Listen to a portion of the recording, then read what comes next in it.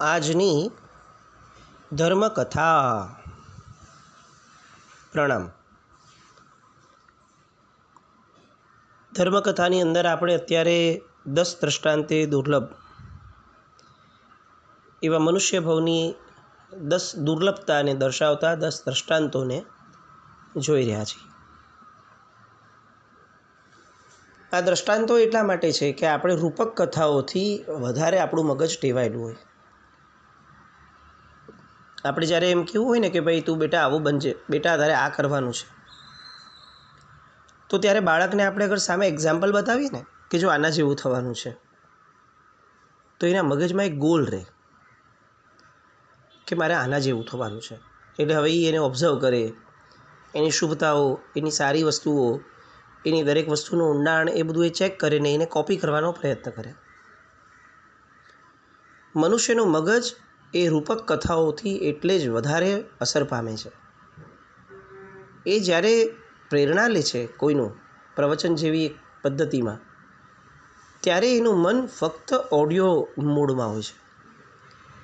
પણ જ્યારે વાર્તામાં દ્રષ્ટાંત આવે છે, રૂપક કથા આવે છે, ત્યારે ઓડિયો વિઝ્યુઅલ બંને ઇમ્પેક્ટ આવવાના કારણે મગજ ફૂલ એક્ટિવ થાય છે અને જે વસ્તુ સમજાવવાની છે એ ગ્રાસ્પ થઈ જાય છે.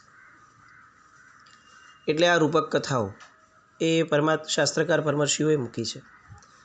એમાંની 7મી કથા એની આપણે આજે શરૂઆત કરીએ છીએ. ઇન્દ્રનગરને યાદ કરાવે એવું એક ઇન્દ્રપુર નામનું નગર, અને નગરનો રાજા ઇન્દ્રદત્ત. અનેક પ્રકારના રાજ્યતંત્ર, બહુ વિશાળ રાજ્ય હતું, સમૃદ્ધ રાજ્ય હતું, અને રાજાને ઘણી બધી રાણીઓ, એમાં એની પાસે 22 પુત્રો હતા અનેક રાણીઓથી. આ રાજા એ થોડો શોખીન રાજા હતો. એના જીવનની અંદર રાજકાજ એ સર્વસ્વ હતું જ, પણ સાથે સાથે રાજા હોવાના કારણે પોતાના પદને જે અનુરૂપ હોય એવા કેટલાક સ્વભાવ પણ એનામાં હતા. બહુ મોટો માણસ હોય તો એને જ્યારે જે ગમે ત્યારે ઉપાડી લે. નાના માણસ માટે કદાચ આ વિચારવું એ પણ ગુનો છે. મધ્યમવર્ગીય માણસ એ કદાચ કોઈ આવું સ્વપ્ન રાખે તો એની માટે એ બહુ મોંઘી જણસ છે, એક્સપેન્સિવ વસ્તુ છે. ધનિક વ્યક્તિ અગર આવી કોઈક શોખ કે આવા સ્વપ્નો રાખે છે તો એ એની આદત છે, એનો શોખ છે કે ભાઈ એને પરવડે છે. પણ રાજા જ્યારે આવી આદતો કેટલીક રાખે ત્યારે આપણે માનવું પડે કે રાજા આવું કરે જ કારણ કે રાજા એ આ બધી આદતો કેળવીને જ જાણે મોટા થયા હોય. જ્યાં જે વસ્તુ ગમે તે ક્ષણે તે લઈ લેવી અને પછી તેને ભૂલી જવું. એક વખત એની નજર એ જ નગરીના દીધન નામનો જેનો અમાત્ય હતો, એ અમાત્યની પુત્રી એના ઉપર પડી. બહુ રૂપના અંબાર જેવી આ દીકરી, અને રાજાનું મન મોહાઈ ગયું. રાજ્યની દરેક વસ્તુ એ મારી સંપત્તિ છે, આવો એક નશો આ રાજાના મનમાં હતો. અને એ સંપત્તિના મોહની અંદર રાજ્યની વ્યક્તિઓ પણ એ જાણે એને પોતાની માલિકીની હોય એવું એ માનવા લાગેલું. એટલે એને એમ થયું કે ભલે આ દીકરી નાની ઉંમરની હોય પણ એમાં શું વાંધો છે, મારે એને મારી પત્ની બનાવી છે. એને તો ડિરેક્ટ વાત કરી દીધન મંત્રીને. મંત્રીએ વિચાર્યું રાજા વાજાને વાંદરા, સામે પડીને કોઈ અર્થ નથી. ગમે તેટલું આપણે એને કહેશું કરશું, છેવટે પોતાનું ધાર્યું કરશે અને પાછળથી બધું બગડશે. એના કરતાં પ્રેમથી હા પાડી દઈએ તો વધારે સારું. મંત્રીએ પ્રસન્નતાથી હા પાડી. બંનેના લગ્ન લેવાયા. બટ એઝ આઈ સેડ, આ રાજા હતો. જે ક્ષણે લગ્ન થયા એ ક્ષણે લગ્ન પછી તરત જ એને અચાનક રાજ્યનું કોઈ કામ આવ્યું. એટલે એ રાજ્યના કામ માટે રાજમહેલની અંદર ગુપ્ત અને વિશેષ મંત્રણા માટે બેસી ગયા. ત્યાં સુધી વાંધો ન હતો, પણ એમાં દિવસોના દિવસો વયા ગયા અને અંતે લગ્ન પછી એણે પેલી સ્ત્રીનું, પેલી છોકરીનું મોઢું પણ ન જોયું. પેલી જે યુવતી હતી એ સખત આઘાતમાં હતી કે મને પરણીને લાવી શા માટે, મારું મોઢું જ જોવું ન હતું. તો આજે આપણા બધાની પરિસ્થિતિ પણ લગભગ આવી છે.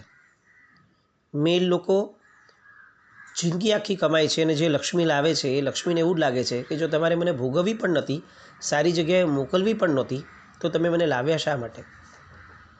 70% લોકોની જિંદગી ભોગ માટે સમૃદ્ધ બનવામાં જાય છે. બહુ ઓછા લોકો એવા છે કે જે ભોગ માટે મેળવેલી સમૃદ્ધિને ભોગવે છે, કારણ કે એની પાસે સમય જ નથી. આજનો માનવ એ સમય વિનાનો માનવ છે. એને બધું ભેગું કરવું છે, પણ ભોગવવાની વાત આવે ત્યારે એની પાસે સમય પણ નથી. એને એમ જ છે કે હું હજી નવું થોડું વધારે ભેગું કરું. આ રાજા એક્ઝેક્ટ આવી વૃત્તિવાળો.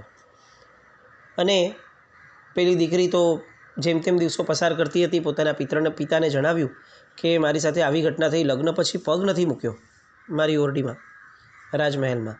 સુખ બધા છે પણ પતિ નથી. પિતાએ પણ વિચાર્યું કે હજી થોડાક દિવસ જોઈએ. ત્યાં એક રાણીએ જેને જણાવ્યું કે જો અહીંયા તો આ જ પરિસ્થિતિ રહેવાની, આટલી બધી રાણીઓ છે, બધી એક પછી એક ચડસાચડસીવાળી હશે. અમે બધા તો અનુભવી છીએ, બધાને ગમે તેમ કરીને પહોંચી વળશું. તું હજી નવી છે, સરળ છે, તારું કામ નથી, તું ઘરે વહી જા પાછી. અમાત્યને પણ એવું લાગ્યું કે વાત સાચી છે. આ રાજકાજના કાવા દાવાઓની અંદર આ મારી દીકરી, એનું જીવન ક્યાંક ચૂથાઈ જશે, અને એટલે એને ઘરે લઈ આવ્યો. રાજાને એ પણ ખબર નથી કે એની એક રાણી ઓછી થઈને એના ઘરે વહી ગઈ છે. રાજા આવા દિવસો વીત્યા. હવે તે પેલી દીકરી પહેલાંની જેમ જ ઘરે સેટલ થઈ ગઈ. સરસ માન કાન મળે છે અને પિતાશ્રીનો સખત પ્રેમ છે. બધું સ્વીકાર્ય થઈ ગયું એટલે પહેલાંની જેમ રહેવા લાગી. થોડા દિવસ પછી રાજા ફરીથી એ જ નગરીમાં આંટો મારવા નીકળે છે. એ જ અરસાની અંદર પેલી દીકરી એ સ્નાન કર્યા પછીથી વાળ ધોઈ અને વાળ સૂકવવા માટે અટારીમાં ઊભી હતી. રાજાની નજર પડી. રાજા મોહાઈ ગયો. આવું સુંદર સ્ત્રી રત્ન આપણી નગરીમાં હોય અને મને દેખાવમાં ના આવે, કેવી રીતે ચાલે? આને મારી પત્ની બનાવી છે. પેલો સારથી કહે છે કે રાજન, જો મારી ભૂલ આપ માફ કરો તો હું આપને યાદ કરાવું કે આ ઓલરેડી આપની પત્ની છે. અને રાજાને પોતાની ભૂલ યાદ આવી. ઓહો, આવું થયું છે. એણે તરત તેને બોલાવીને માફી માંગી અને દીકરીને માનભેર વળાવવા માટે બોલાવી કે એને તમે મૂકી આવો. દીકરી ફરીથી રાજમહેલમાં આવી. એ રાત્રિએ બંનેએ સુખ માણ્યું અને બીજે દિવસથી ફરીથી રાજા રાજકાજની અંદર પરોવાઈ ગયો. પાછો ભૂલી ગયો કે મારે આવી કોઈ પત્ની હતી. હવે તે રાણીને સારા દિવસો રહ્યા. બાળકનો જન્મ થયો શુભ દિવસે. આ બાજુ જે બીજી રાણીઓ હતી, આ બધાને લઈને 22 પુત્રો જે થતા રાજાને, એ બધા ભણવા માટે પંડિત પાસે જતા હતા.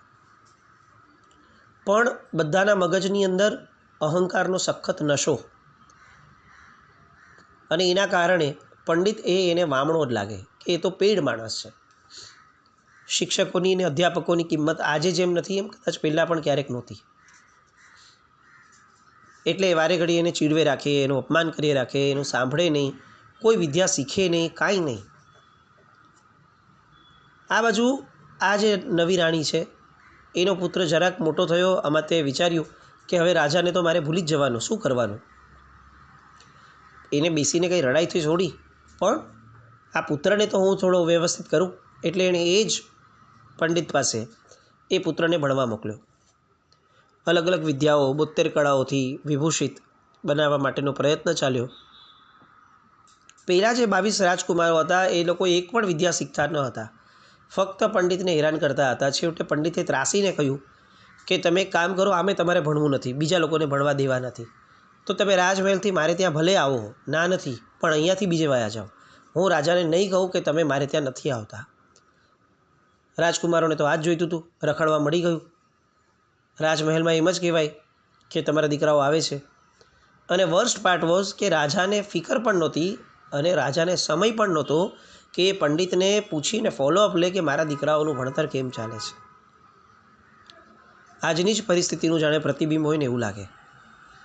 મા બાપોને ઘણું ભણાવવું છે, પણ શું ભણે છે, ભણતર શું છે, ગણતર શું છે અને ઘડતર શું છે, એની કોઈ વિચારણા કરવાનો સમય જ જાણે મા બાપ પાસે નથી.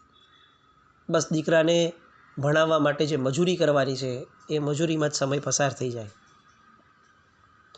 પેલા દીકરાઓ બધા 22 દીકરાઓ વંઠેલ પાક્યા, રખડપટ્ટી એટલી બધી કરે, પણ નગરના લોકોની અંદર એ લોકોની એક છાપ હતી કે ભાઈ આપણા રાજાના દીકરાઓ છે. આ છાપને યુટિલાઇઝ કરવાનો એક નિર્ણય થયો. એટલે એ લોકોએ પોતાના મિત્રો દ્વારા એવું લોકોની અંદર ફેલાવડાવી દીધું કે આ લોકોની વિદ્યા બહુ સરસ રીતે પૂર્ણ થઈ છે અને બધી જ કળાઓમાં વિદ્વાન અને પ્રકાંડ વિદ્વાન થયા છે. શસ્ત્ર વિદ્યા આદિ વિદ્યાઓની અંદર તો એ લોકો શ્રેષ્ઠતમ પુરવાર થઈ શકે એટલું બધું એ લોકો ભણ્યા છે. ઉડતી ઉડતી વાત રાણીઓ સુધી આવી. પોતાના દીકરાઓને પૂછ્યું કે ખરેખર એવું છે? દીકરાઓએ ત્યાં પણ હા પાડી કે હા અમે તો બધું શીખી ગયા. બધાને આનંદ થયો. બહુ સમૃદ્ધ ઘરની અંદર ક્યારે પણ ઊંડાણમાં જવાનું હોતું નથી, ન વ્યક્તિના ન પ્રસંગના. બહુ ઉપર છેલ્લું જીવન એ આજના પણ સમૃદ્ધ ઘરોની એક બહુ મોટી નબળી કડી છે. એટલે આ રીતે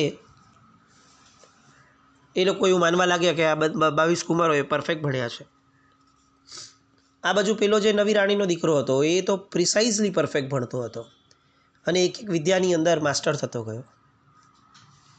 હવે ઘટના એવી બની કે જે વાતો હતી ફેલાયેલી કે આ 22 કુમારો જબરદસ્ત છે, એ બધી વાતો ફેલાતી મિથિલા નગરી સુધી પહોંચી.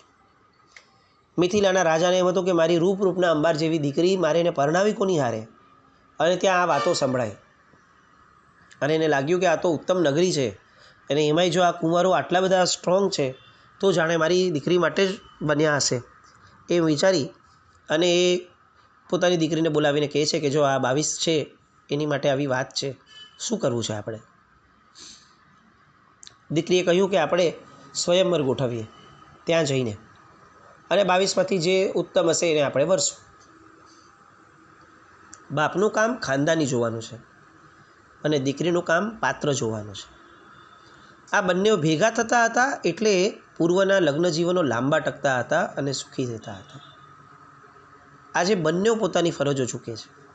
ન પાત્રની યોગ્યતા જોવાય છે ન ખાનદાની જોવાય છે. અને આ બંનેના કારણે આજના લગ્ન જીવનો સૌથી ટૂંકા થતા ગયા અને કદાચ જે લાંબા છે એ ક્વોલિટી વગરના લાંબા થતા ગયા. પેલો મિથિલા નગરીનો રાજા પોતાની દીકરીને લઈને આવ્યો. વિશાળ સેના સાથે આવે છે. આ રાજાને પણ બહુ આનંદ થયો કે ચાલો મારા દીકરાઓને આટલું સુંદર માગું મળશે. સરસ મજાની એક બધાનું સ્વાગતા કરી. રાજાએ વાત કરી કે ભાઈ જો તમારા 22માંથી કોઈ એકને પરણવાનું છે તો એની માટે અમે આ વિચાર્યું છે કે સ્વયંવર કરીએ. સ્વયંવરની અંદર અમારી એક શરત છે કે તમારા દીકરાઓએ રાધાવેદ કરવો પડશે. જે રાધાવેદ કરશે એ મારી દીકરીનો વર બનશે. આ રાધાવેદ જે છે એ વિદ્વત્તા ચેક કરવા માટેનું શ્રેષ્ઠ સાધન હતું. મધ્ય ભાગમાં એક મોટા થાળમાં તેલ નાખવામાં આવ્યું. એ થાળના મધ્ય ભાગમાં એક થાંભલો ઊભો કરવામાં આવ્યો. થાંભલા ઉપર 8 ચક્રો ક્રમશઃ જમણીથી ડાબી તરફના ગોઠવવામાં આવ્યા. દરેક ચક્રને પણ પાછા 8 આરા હતા. ઉપર પૂતળી ગોળ ગોળ ફરી રહી હતી અને થાળમાં જ આ થાંભલાની નજીકમાં આજુબાજુ 2 પાદુકા રાખવામાં આવી હતી. હવે રાધાવેદ સાધવા માટે જરૂરી ધનુષ્ય બાણ એક બાજોટ પર થાળમાં રાખવામાં આવ્યા. જે વ્યક્તિ આ 2 પાદુકા ઉપર ઊભો રહી નીચે જોઈ તેલમાં પડતા પ્રતિબિંબના આધારે, એનું જે રિફ્લેક્શન આવે છે એના આધારે 8 આરાવાળા ડાબાથી જમણા ફરતા 8 ચક્રોમાંથી છિદ્ર મેળવી છોડેલા બાણથી ગોળ ગોળ ફરતી પૂતળીની ડાબી આંખ વિંધે એને રાધાવેદ કહેવાય. આ સાંભળીને તો બી ચક્કર આવે. આવું કેવી રીતે શક્ય બનતું હશે? કોન્સ્ટન્ટ મૂવિંગ આઇટમ છે અને આટલી નાની માર્જિન, શું આટલું નાનકડું, અને જોવાનું ક્યાં તો કે નીચે, નજર પણ આગળ નહીં કરે, તેલની અંદર જોવાનું અને જોઈને એના રિફ્લેક્શન પરથી નક્કી કરવાનું કે હવે મારે ક્યાં બાણ આપવાનું છે. બાણ છોડવાનું છે ઉપર, જોવાનું છે નીચે. મનુષ્ય ભાવ એ આ રાધાવેદ સમો છે. સંસારની અંદર જીવવું પડે પણ મન રાખવાનું છે સતત ઉપર. અને આ રાધાવેદ જેને ફાવી ગયો એ સમકીતી આત્મા ભવાંતરની અંદર સ્વર્ગના નહીં, મોક્ષના સુખો માટે પણ બહુ જ શીઘ્ર લાલાયિત અને અધિકારી બને છે. હવે આ 22 કુંવારોને ખબર પડી કે અમારે તો આવી રીતે કરવાનું છે. બધાની હાલત ખરાબ થઈ. બાણ પકડતા પણ ઘણાને નહોતું આવડતું. જ્યારે મજા કરવાની હતી ત્યારે એવી બધી મજા કરી લીધી કે જેના કારણે હવે સખત લોકોની સામે આબરૂ લૂંટાવાનો ભય રાખ્યો. પણ કેવું કઈ રીતે? મૂર્ખ માણસોની અંદર હંમેશા એક વૃત્તિ હોય છે, એને ભય પણ ઓછો લાગે. એને એમ જ લાગે કે પડશે તેવા દેવાશે, બધાને પહોંચી વળશું. સુગ્ન માણસ એ થોડો ભયથી ભયભીત ન હોય, પણ એ બધું વિચારીને કરતો હોય ને કદાચ એને લાગે કે આમાં ફેલ્યોર છે તો સુગ્ન માણસ એના પગલાં સૌથી પહેલાં લે, વિચારે. જ્યારે મૂર્ખ માણસમાં પડશે તેવા દેવાશે એવી કિંમત હોય. આ 22-22ની અંદર પડશે તેવા દિવસે નામની વૃત્તિ આવી, બધાને બોલાવ્યા. એક પછી એક બધા પરાક્રમી મહાપુરુષો 22 એ પોતાનું પરાક્રમ દેખાડવા લાગ્યા. એક જણે તીર છોડ્યું તો એ પાછું પોતાની ઉપર આવીને પડ્યું, એને તીર છોડતા જ ના આવડ્યું. બીજાએ તો ધનુષ્યબાણ ઉંચક્યું અને તીરને પછડી કેવી રીતે ટાંકવી એ પણ ના આવડ્યું. ત્રીજાએ તીર છોડ્યું તો સભામાં જઈને પડી ગયું. આવા તો અનેક લોકોને મજા કરાવે એવા બધા આ પ્રસંગો થવા લાગ્યા. રાજાને શરમ આવી ગઈ. એટલું બધું નીચાજોણું થયું કે આ શું ચાલી રહ્યું છે. પંડિતને બોલાવ્યો અને એને ધમકાવ્યો કે તમે શું ભણાવ્યું છે. અને ત્યારે પંડિતે બધી હકીકત કીધી કે આવી બધી વસ્તુઓ થઈ. તો ત્યારે રાજા પૂછે છે કે તમારે મને કહેવું ન જોઈએ આવું બધું થઈ રહ્યું છે. અને ત્યારે પંડિતે કીધું કે રાજન, તમને સમય ક્યાં હતો? આજે લગભગ આપણા દીકરા દીકરીઓ વંઠી ગયા પછીથી આપણી પાસે આ એક જ જવાબ બધાને કોમનલી દરેકના ઘરમાં જોવા મળે છે: મા બાપને સમય ક્યાં છે? નવી જનરેશન મોબાઈલના ક્રેઝમાં પાગલ બની છે. આવું કહેવાવાળા મા બાપો, એમની પાસે પણ પોતાનો મોબાઈલ છોડી અને દીકરા સાથે બેસવાનો સમય ક્યાં છે? ઘણી વિકટ પરિસ્થિતિઓમાં છે. કોણ કોને સુધારે એ બહુ મોટો પ્રશ્ન થઈ બેસે એવી પરિસ્થિતિઓમાં આપણે જીવીએ છીએ. અહીંયા તરત જ પેલો અમાત્ય આવે છે, રાજાના કાનમાં કહે છે કે જો આટલી બધી કિકિયારીઓ થઈ ગઈ આબરૂની, પણ હજી એક આપણી આગળ વિકલ્પ ઊભો છે. તો કે શું? તો કે તમારી આવી એક રાણી હતી, મારી દીકરી, યાદ છે? યાદ કરાવી તો રાજા કે હા યાદ આવ્યું, પણ એનું શું? તો કે એનો એક દીકરો થયો હતો. તો કે શું વાત કરો છો? તો કે હા, એ દીકરો થયો હતો ને એને આવી રીતે આ વિદ્યાઓ ભણી છે. તમારો જ દીકરો છે ને તમારા દીકરાને પરણવા આવ્યા છે આ, તો એની આગળથી કરાવડાવી લો પરીક્ષા. રાજા તૈયાર થયા. તે દીકરાને બોલાવવામાં આવ્યો અને તે દીકરાએ સરસ રીતે પોતાની મેળવેલી વિદ્યાઓનું એક સરસ મજાનું સંકલન કરીને આ રાધાવેદ સાધ્યો અને મિથિલાના રાજા પર્વતકની દીકરીને વયા.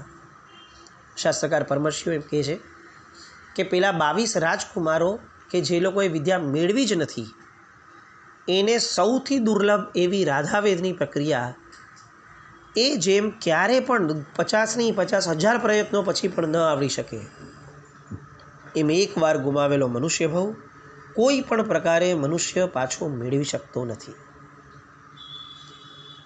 પેલા લોકોએ જ્યારે ખરેખર ભણવાનું હતું એ સમયે ત્યારે જે સમય જે નિષ્ફળતાથી વિતાવ્યો, જે અહંકાર, જે મજાક મસ્તીઓ અને સંપૂર્ણ મિથ્યા પ્રવૃત્તિઓ, એ બધાની અંદર જેમ સમય વિતાવ્યો અને અણીના સમયે રાધાવેદ ચૂક્યા તો એના કારણે બધું જ ગુમાવવાનું આવ્યું.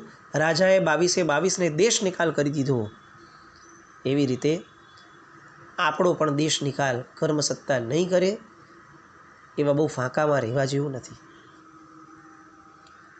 આખા જીવન ઉપર નજર ફેરવીએ જરાક ઉપર ઉઠીને તો આપણને પણ આ યાદ આવશે, આપણને પણ ખ્યાલ આવશે કે બાળપણથી લઈને કદાચ કેટલાક મહિનાઓ અને બહુ તો એકાદ 2 વર્ષ સંપૂર્ણપણે આપણે જીવ્યા હોય એવું આપણને લાગે.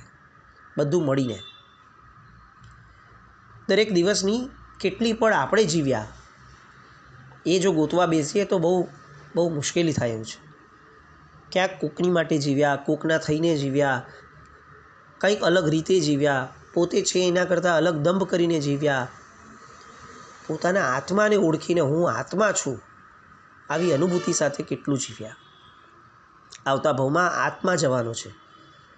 આ કરોડપતિ માણસ અથવા 3 બેડરૂમ વાળો માણસ નથી જવાનો.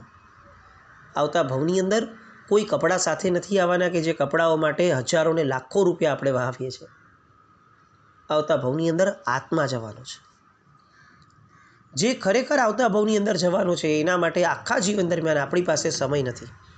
અને જેમાંનું કંઈ જ આવતા ભાવમાં નથી આવવાનું, કંઈ જ નહીં. એની માટે સમય જ સમય છે. 22 રાજકુમારો અને આપણી પરિસ્થિતિ બંનેને વિચારતા રહેવા જેવું છે. ક્યાં સુધી આપણે પણ આપણને મળેલા પુણ્યની મજાક કરતા રહીશું?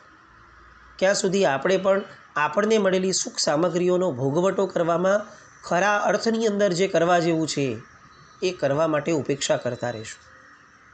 ક્યાં સુધી ફક્ત લોકોમાં વાત ફેલાવતા રહીશું કે અમે ધર્મી છીએ, અમે ધર્મી છીએ, અમે ધર્મી છીએ, અથવા લોકોને રીઝવવા માટે ધર્મ કરશું?